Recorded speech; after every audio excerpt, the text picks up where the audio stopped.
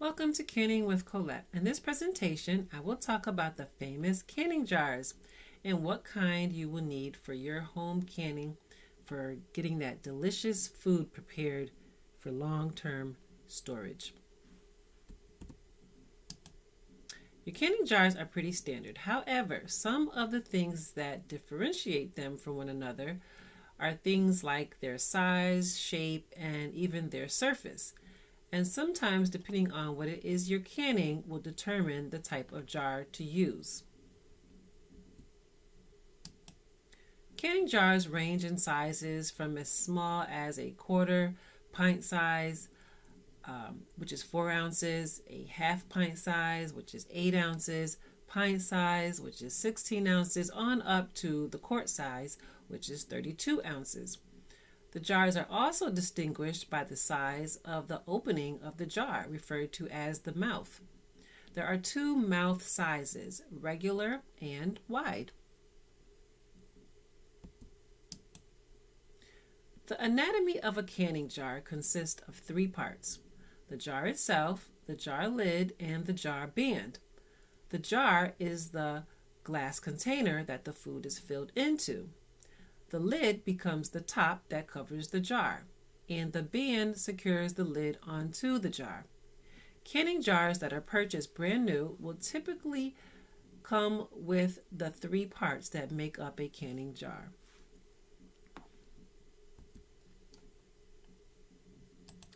The common self-sealing lid consists of a flat metal lid held in place by a metal screw band during processing.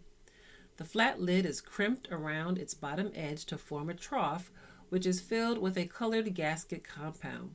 When jars are processed, the lid gasket softens and flows slightly to cover the jar sealing surface, yet it allows air to escape from the jar. The gasket then forms an airtight seal as the jar cools. To ensure a good seal, carefully follow the manufacturer's directions in preparing lids for use. Examine all metal lids carefully.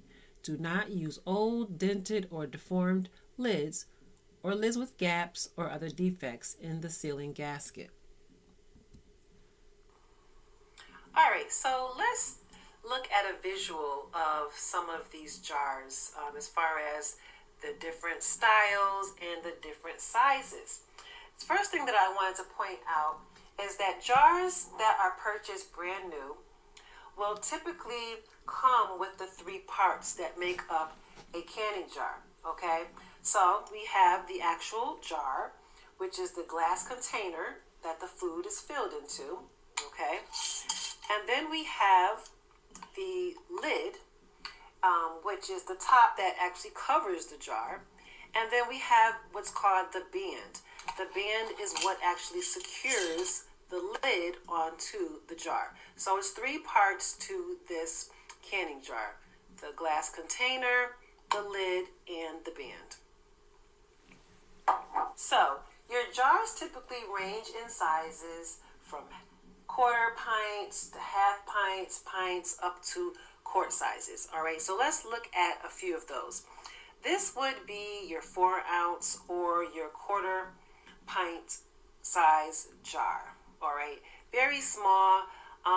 You might want to use this when you're jarring something like baby food or something that really packs a lot in small quantity, like perhaps maybe a bunch of little small diced jalapenos, something like that. Then we have the actual half pint size jar, all right? And you notice you usually see a lot of jellies with this type of size, pretty typical. And this would be your 8 ounces. Now we also have over here a full pint size jar, or your 16 ounces, all right? This is also a pint size jar, okay? And then over here, we have quart size jars. Your quart size jars are going to allow you to get 4 cups worth of food inside of them, okay? So twice as much as the pint size would. And this one over here is just a little slightly smaller than the actual quart size. It's probably about a 1 cup smaller. So they do come in a variety of sizes. All right. Another thing that I did mention is what's called the mouth of the jars. Okay. So let's go back to these 2 pint size jars. So if you look at these 2 pint size jars, you'll notice that they do look a little different. Now, they both will be able to hold a pint's worth of food, but the mouth sizes are different. So this mouth size, which is this surface around, it's the entrance into the jar. This is called a regular mouth size jar, okay? And if you look at it, you kind of see it has like a little dip, or what is also known as a neck, the neck of the jar, a little dip inside there. Now, this jar here, this one, if you look at it, you'll notice it's much wider. And this is referred to as a wide mouth jar. So I'm going to hold them together again. You see the sizes are significantly different, right?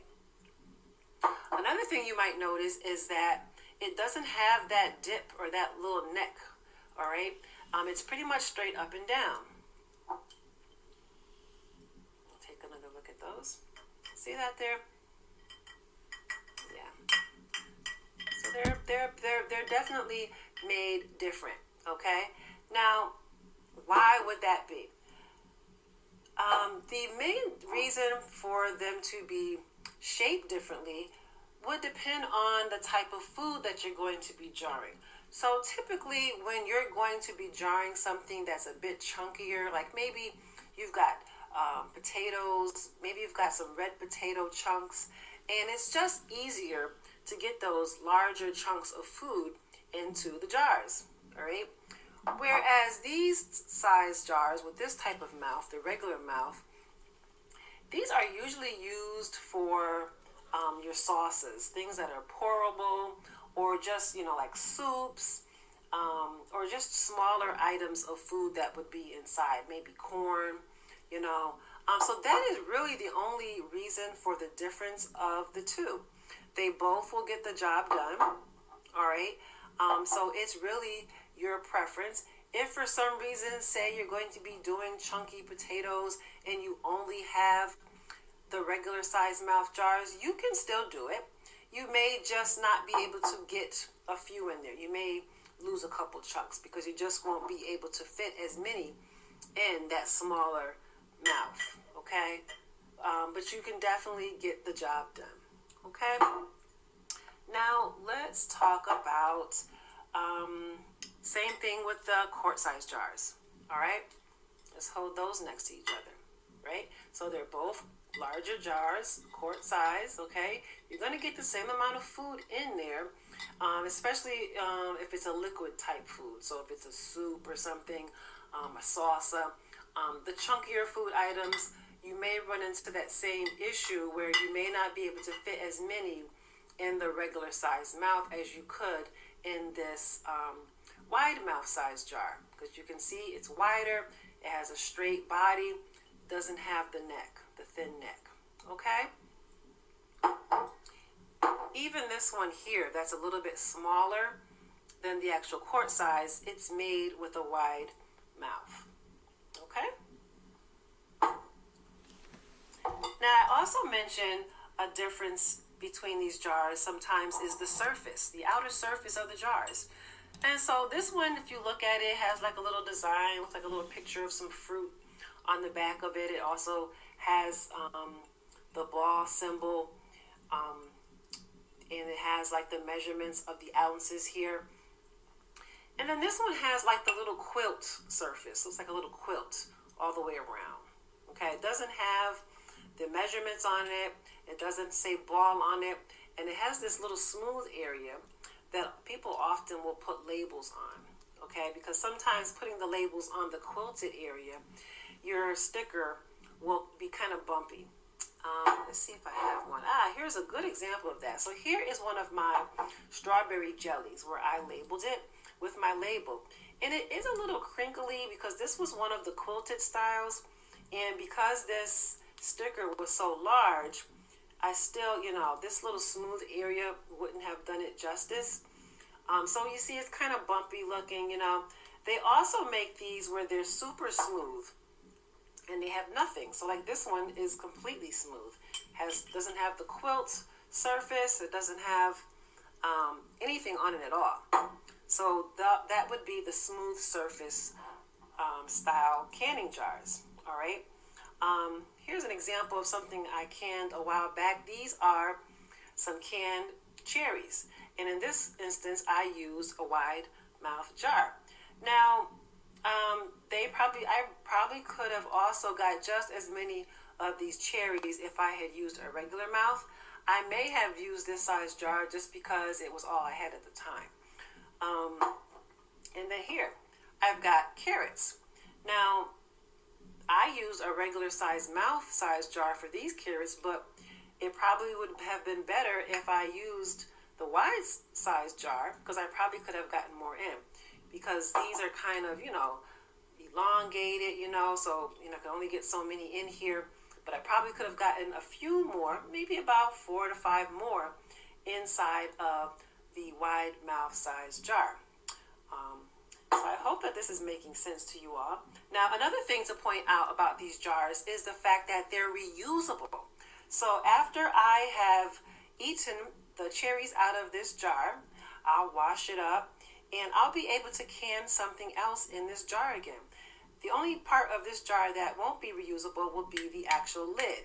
Once I crack the seal open on this jar, it won't be safe for actually preserving again. Okay, to get a nice secure fitting lid on here. For example, here is an old lid that I'm just holding on to.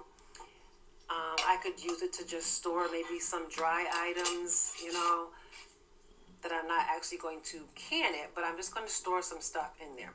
That's what I would use a used lid for. Okay, and I can tell that this is used because it has a little bend on it showing where I opened it up with my can opener. And usually I have like a date on it, or I'll put a X on it or something like that, just as a backup to remind me that this is not to be used for canning. Another thing that you can invest in are these little plastic lids that you can buy separately for these jars, which I really love. They screw right on. So those are really good to use for storing things in. Now, another thing, you notice I mentioned that the lids are not reusable. So it's like, okay, so what do you do? Well, they sell the lids separately, okay? So they sell them in the sizes of the regular mouth and the wide mouth, all right? So let's say you have a bunch of wide mouth jars available that you've washed out, you've used the food inside, you've washed them, and now you want to jar something else. You're going to have to be sure to make sure that you buy the correct size lids for the jar, okay? Because these smaller lids will not fit on there. So here is a regular size mouth. If you compare this to the wide mouth, you can see it's going to fall right in. So you're going to know for sure you've got the wrong size lid, okay? So just be on the lookout for that. And so that's pretty much all I wanted to demonstrate to you all regarding the jars, okay? They come in a variety of sizes. They come in different, shapes as far as the necks are concerned. They come in different sizes as far as the mouth is concerned. Another thing that is important to note is that you can always decrease the size of your jar and still stay safe. So let's say you have a recipe that you can at pint-sized jars, which would be this size here. But you really want to put it in one of these smaller jars. You can absolutely do that, and You'll use the same processing time and technique as you did for the pint-sized jars.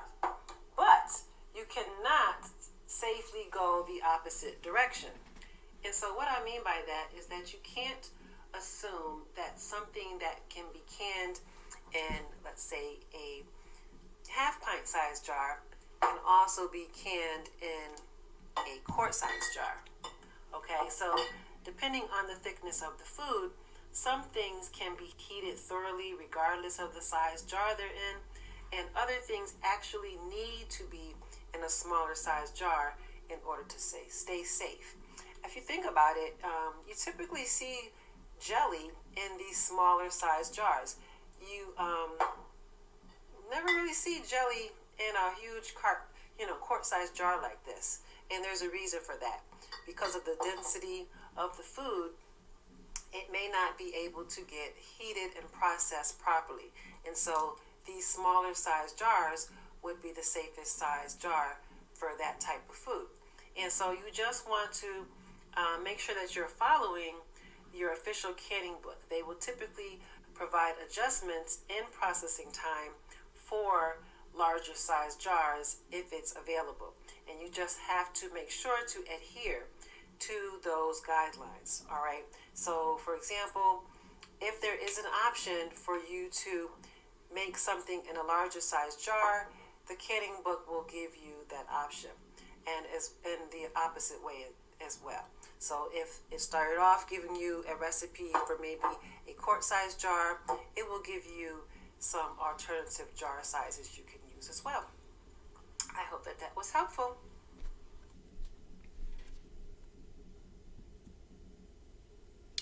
Now, when it comes to purchasing your jars and or your jar lids, one thing I do advise is that you be sure to use quality brand canning jars. Ball's and Care brand are deemed to be the safest and most used home canning jars. They're typically found in stores like Walmart, Target, even like your Ace Hardware stores. Large grocery stores have also been known to sell them as well. The jars can be difficult to get your hands on during the canning season of your geographic area, and prices can tend to be higher as well. When all else fails, they can be found online to purchase. However, I do advise this being your very last resort, as they will be quite expensive purchasing them online. The best thing I suggest to you is to get into the habit of buying jars all throughout the year, even during the off season wherein you may not be canning as much. Even if you have no intention on canning for a while, it is best to have them on hand due to the high demand and short supply as of late. Why the short supply? Well, as a result of the COVID-19 pandemic, wherein a lot of us spent quite a bit more time at home, those of us who were canners doubled up and tripled up on our canning efforts. Those of us who never canned before decided that this was a good and necessary time to learn. And so the canning supply industry was hit from both ends, and quite frankly, it has not recovered as of yet, thus the small supply. And so having said all of that, I implore you to make it a habit to buy jars on a regular basis. All right, so I hope that this presentation was helpful, and we will talk more on these jars in upcoming videos. See you in the next class, and always remember, we can do this. Peace, y'all.